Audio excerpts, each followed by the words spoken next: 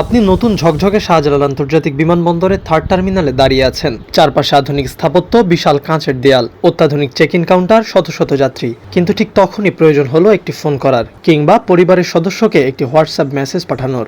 Phone হাতে নিয়েই দেখলেন কোনো সিগন্যাল নেই, মোবাইল নেটওয়ার্ক যেন পুরোপুরি উধাও।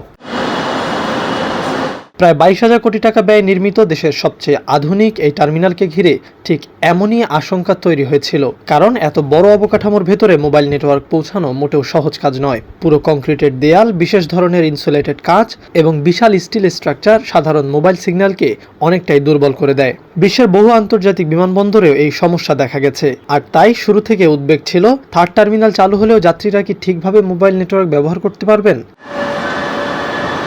তবে শেষ পর্যন্ত সে আশঙ্কার অবসান ঘটতে যাচ্ছে।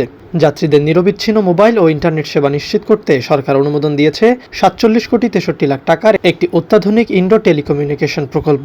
এই প্রকল্প বাস্তবায়নের মাধ্যমে থার্ড টার্মিনালের প্রতিটি তলা, প্রতিটি corridor, boarding gate, immigration, baggage claim থেকে শুরু করে প্রায় প্রতিটি কোণেই পাওয়া যাবে শক্তিশালী মোবাইল নেটওয়ার্ক।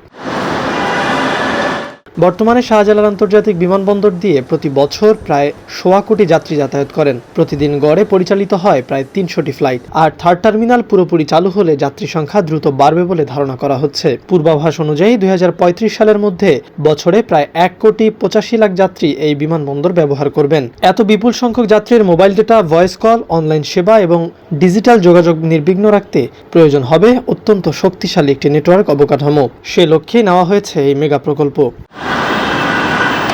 প্রকল্পের আওতায় থার্ড টার্মিনালে বসানো হবে 700টি স্মল সেল সমৃদ্ধ অ্যাক্টিভ ডিস্ট্রিবিউটেড অ্যান্টেনা সিস্টেম।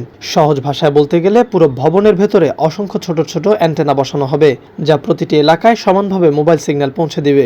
এর পাশাপাশি পুরো টার্মিনালে স্থাপন করা হবে 635টি উচ্চ ক্ষমতা সম্পন্ন ওয়াইফাই অ্যাক্সেস পয়েন্ট। ফলে কোনো একটি সিস্টেমে চাপ বাড়লেও অন্যটি ব্যাকআপ হিসেবে কাজ করবে। সবচেয়ে গুরুত্বপূর্ণ বিষয় হলো, এই নেটওয়ার্ক শুধু বর্তমানের 4G নয়, ভবিষ্যতের 5G প্রযুক্তির জন্য সম্পূর্ণ প্রস্তুত রাখা হচ্ছে। কিন্তু এই নেটওয়ার্ক স্থাপনের পথ মোটেও সহজ ছিল না। থার্ড টার্মিনালের মূল নির্মাণ পরিকল্পনায় ইনডোর মোবাইল নেটওয়ার্কের বিষয়টি অন্তর্ভুক্ত করা হয়নি। আর সেখান থেকে শুরু হয় দীর্ঘ জটিলতা।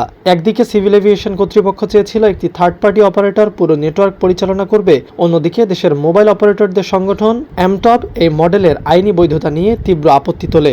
দুই পক্ষে টানাপোড়েন, বৈঠক আর মতবিরোধ চলতে থাকে টানা 3 বছর। পরিস্থিতি এমন পর্যায়ে পৌঁছেছিল যে থার্ড টার্মিনাল উদ্বোধনের পরও সেখানে নিরবিচ্ছিন্ন মোবাইল নেটওয়ার্ক নাও থাকতে পারত। অর্থাৎ হাজার হাজার যাত্রী আধুনিক টার্মিনালে প্রবেশ করেও ফোনে ঠিকমতো কথা বলতে বা ইন্টারনেট ব্যবহার করতে পারতেন না। অবশেষে সরকার নিজস্ব অর্থায়নে 47 কোটি 63 লাখ টাকার এই প্রকল্প অনুমোদনের মাধ্যমে সেই দীর্ঘ অচলাবস্থার অবসান ঘটিয়েছে।